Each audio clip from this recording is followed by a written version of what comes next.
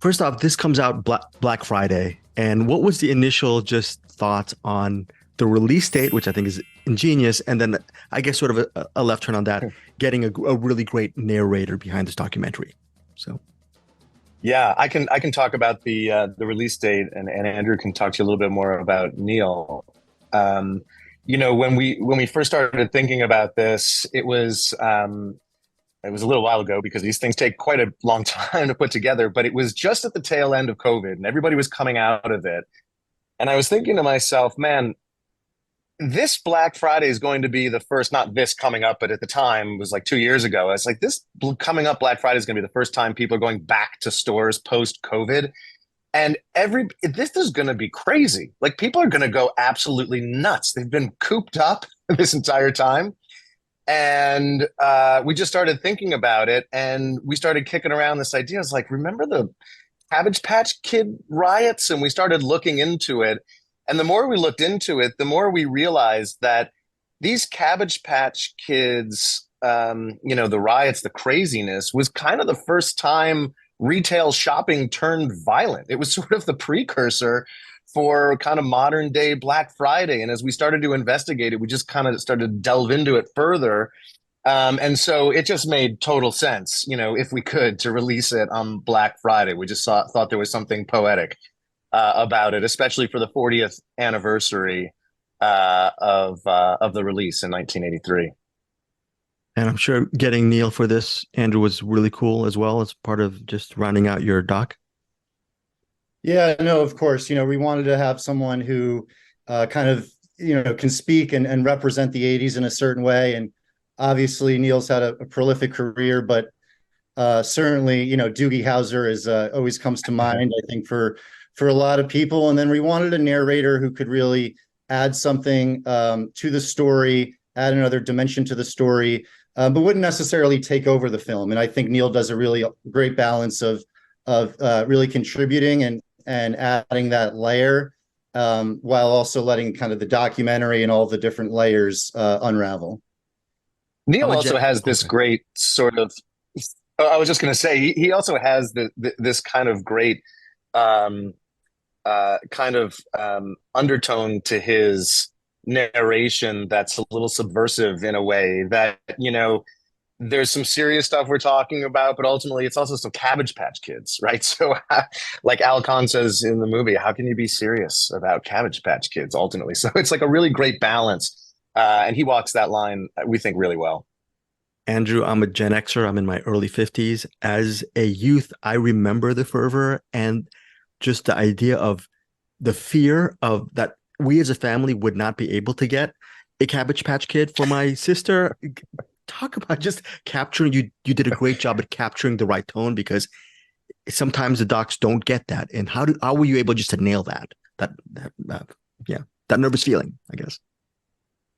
Yeah, no, the urgency and pressure that you're speaking to in terms of getting one is very evident just when you go on YouTube and you search Cabbage Patch Kids and you start to see the riots and the fights that were breaking out in malls and stores.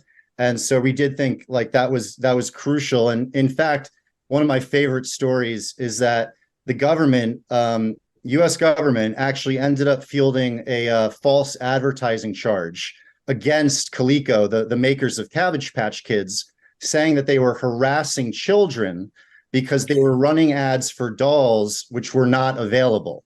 So Cabbage Patch Kids, they actually had to discontinue advertising, specifically these commercials.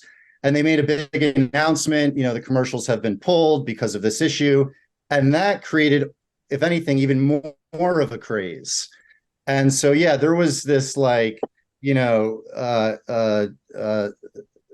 unbelievable need that people felt to get their hands on one, much like your family.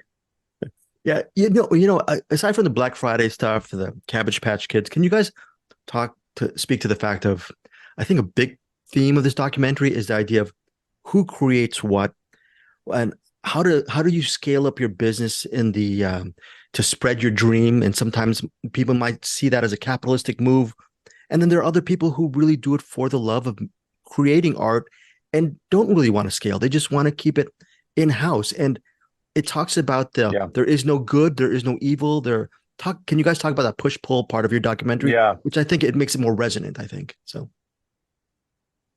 Yeah. Yeah, sure. I mean, it's interesting because, to give a little bit of context, while we were researching and getting an understanding of the Cabbage Patch Kids and their history, as it turns out, there was a lawsuit in the early 80s. And there was a woman named Martha Nelson Thomas who, years before the Cabbage Patch Kids even came out, had met Xavier Roberts, who's the creator of Cabbage Patch Kids. And she had been making dolls. And as it turns out, her dolls are eerily similar to Xavier's, not just the look, but also the concept. And so we look into whether or not one could say were Cabbage Patch Kids stolen by, from Martha or inspired by.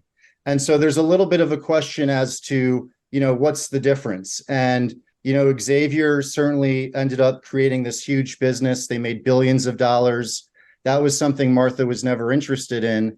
And so what's been interesting is that we've been able to start to see people's responses. And when they actually leave a screening, they have different points of view. Oh, well, Xavier stole it. No, he didn't. He was inspired by, and he's a great businessman. So it's really, we try not to tell you how to think, but just to kind of question and wonder, what really happened. did that hit home for you, Dan? Because you are you're creating so much stuff as well, and I'm sure you can see both sides of the picture as far as collaboration and creating art goes. Yeah. I mean, again, I think as Andrew said, it's really kind of, two sides of the same coin. When you look at how Xavier built and marketed this business, creating Babyland. I mean, he built a baby hospital, with cabbage births and nurses and doctors, and created all kinds of stuff around it. Was able to, build this licensing business with Coleco. And, if you look at a similar, I guess not a similar story, but kind of this idea of even something like Apple, and you look at Steve Jobs, who, didn't necessarily create the programming per se, but he was a marketing genius. And would Apple have been what it was without him and his business acumen and marketing genius? So there's a lot of different ways to look at it, and we're not suggesting one is right or wrong, but it is very much representative of what a capitalist society is. And at the end of the day, Xavier had copyrights and everything. There wasn't anything that he did that he didn't register or put copyrights for. And Martha, that's just not what she did. She didn't have aspirations to do those things. So it's like, okay, he didn't tell her not to do these things. He didn't tell her to stop. She, had issues with selling the dolls to him in the first place. And so it's just kind of this interesting circular argument of, where's the lines? Who's right and wrong? And it's just not that clear cut. It's just a lot of areas of gray, which I think is very much, like I said, representative of capitalism and society and kind of how people bring things to market. Andrew, your documentary is standalone, it's singular. I love it. It's great. But while you're actually editing and doing this, did you ever think to yourself, wow, this is just sort of stranger than fiction. This could be a great miniseries or a movie or whatnot. The documentary being sort of the king and queen of everything. But did that ever hit your head because about the whole true story of it all and uncovering everything that you did uncover? Oh yeah, no, certainly. I mean, there are to your point, so many layers and moving parts to this, and something else that we were proud of was that Xavier hadn't really done an interview in 25 years, and had kind of become like a mystery figure. Like there wasn't even photos of him. I would hear whispers of oh, he's in France and all, and I tracked down high school classmates of his, and it took months and months and months. And so we didn't know that we would, going into this, even have an interview with him. And so what would be cool about doing something that you're kind of speaking to is that, he says a lot of things that we've never heard before. This isn't kind of a documentary that's like a Wikipedia entry kind of rehashing things you've heard. We really have a lot of new information and new perspective from him and many others that just hasn't been out there. Final couple questions. And being a basketball fan, I've got to ask the Dear Basketball question, Dan. Yeah. I think what makes Dear, when I first saw it, what made Dear Basketball so special for me is it's not just Yeah. about basketball, it's about life, about pouring your heart and That's soul, right. knowing the inevitability of giving something can really wreck your That's right. brain. What Yeah. is that like just Yeah. over the years, hearing to know that you made it such a transcendent piece of work that can be applied not just to the hardwood, but to real life as well?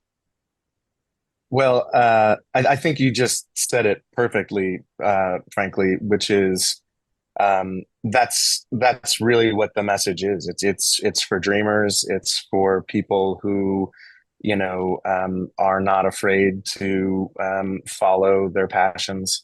And it's way beyond basketball. And it's about basketball, obviously, but that message transcends for so many of us.